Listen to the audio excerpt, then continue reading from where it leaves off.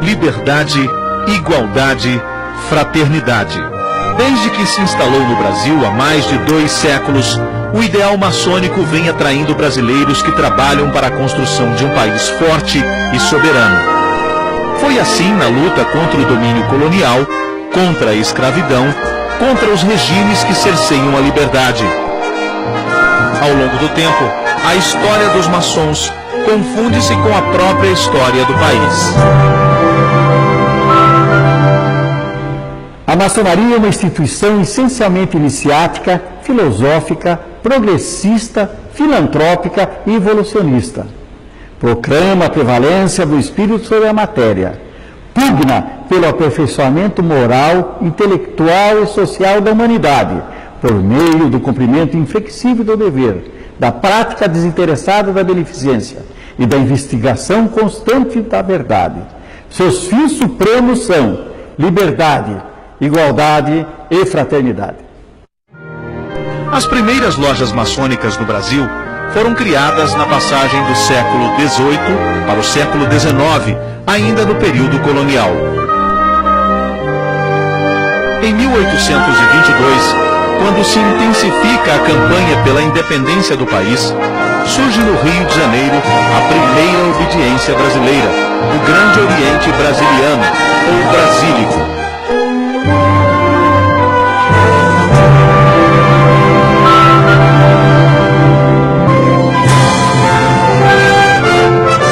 O compromisso dos maçons era claro: conquistar a emancipação política do Brasil e consolidar o sentimento de nacionalidade. À frente do movimento estavam líderes políticos, ministros do reino e o próprio príncipe regente.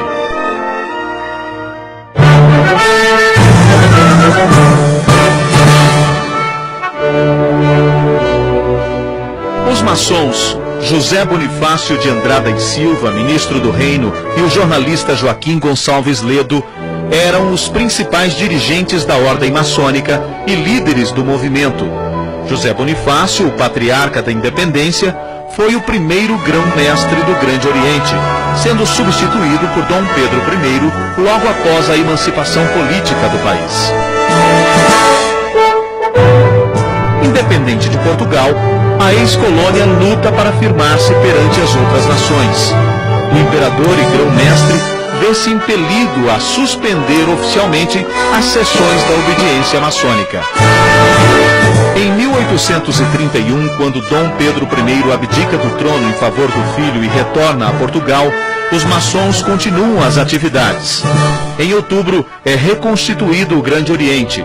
Um manifesto aos maçons de todo o país e às obediências estrangeiras anuncia a retomada dos trabalhos com força e vigor.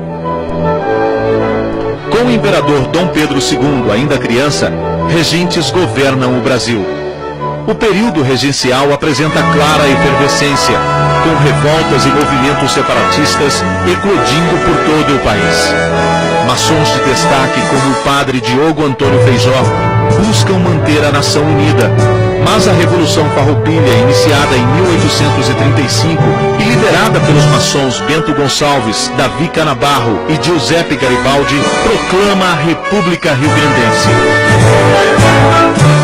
Em 1845, o Duque de Caxias, que viria a ser grão-mestre honorário do Grande Oriente do Brasil, pacifica a região. Concede anistia aos revoltosos, que são incorporados ao Exército Brasileiro com as mesmas patentes que mantinham no Exército Farroupilha.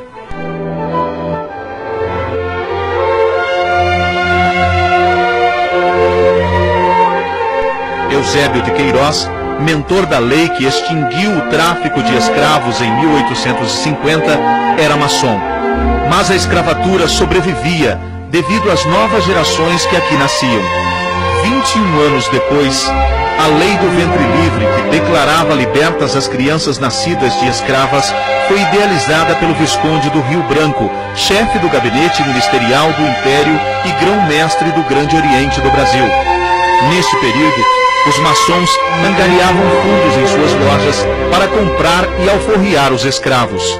O ideal de liberdade foi atingido com a abolição da escravatura em 13 de maio de 1888, data da assinatura da Lei Áurea pela princesa Isabel, sob forte influência do maçom José do Patrocínio.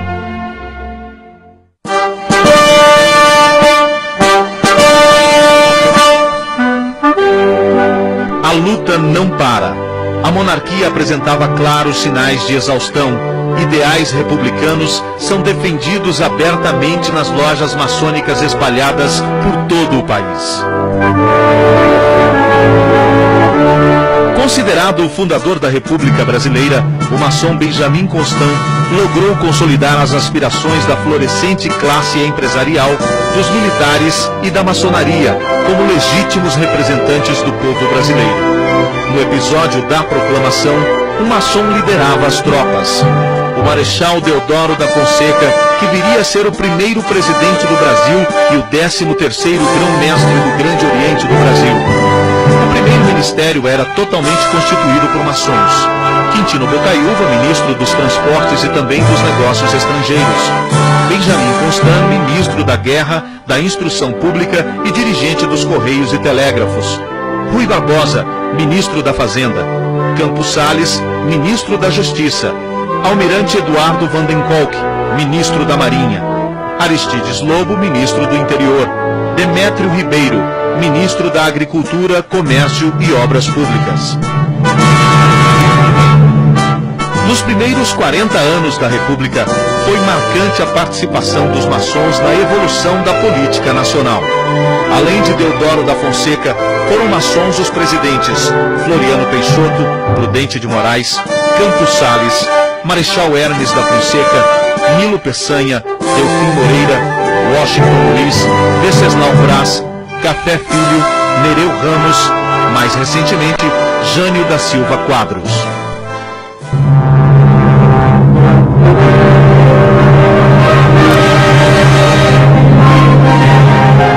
Com a mudança da capital federal para Brasília, o Grande Oriente do Brasil se transfere para o Planalto Central em 1978.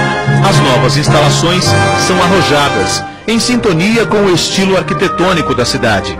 A sede da entidade está instalada em um edifício com 7.800 metros quadrados de área construída.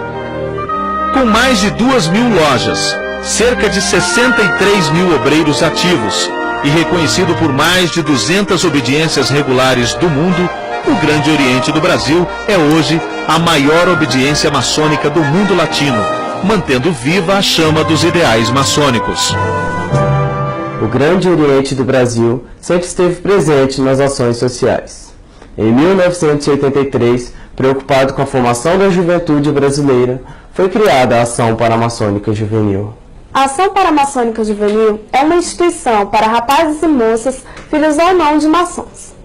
Esta instituição é voltada para a prática e a difusão dos valores sociais e morais importantes na formação da cidadania.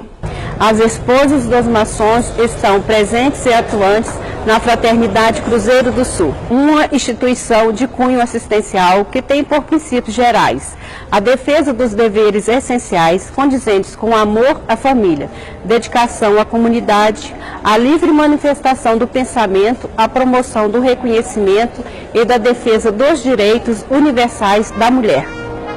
Preocupado com o futuro da sociedade brasileira, o Grande Oriente do Brasil deflagrou a campanha Maçonaria contra as Drogas, a favor da vida. O objetivo é informar os malefícios causados pelo consumo de todos os tipos de drogas que provocam dependência física ou psíquica, um dos grandes males que ameaçam a humanidade. Ao longo da história, os maçons lutaram pela autodeterminação, porque acreditaram no direito de liberdade dos povos. Combateram a escravidão porque acreditaram numa sociedade justa e fraterna. Lutaram pela implantação da República porque acreditaram ser um instrumento de todos no destino de cada um. A história moderna mostra que em todos os momentos em que não houve a prevalência da justiça, os maçons estiveram presentes para restabelecer a ordem.